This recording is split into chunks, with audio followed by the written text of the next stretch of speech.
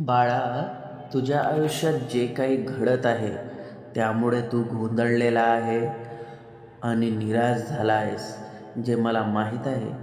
पण लक्षात ठेव, या जगात काहीही योगायोगाने घडत नाही. प्रत्येक गोष्टीमागे माझी एक योजना असते.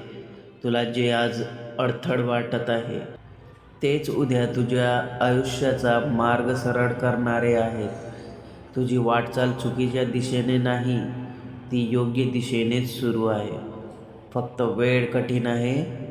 ही वेळ तुला मोडण्यासाठी नाही तर घडवण्यासाठी आहे. घाबरू नकोस, निराश होऊ नकोस. मी तुझ्यासोबत आहे प्रत्येक पावलावर. चांगले दिवस लवकरच सुरू होतील. फक्त श्रद्धा ठेव, संयम ठेव आणि चालत राहा. जेव्हा तुला वाटेल की सगळं संपलं आहे, तेव्हाच माझी कृपा सुरू झालेली असेल. स्वामी समर्थ.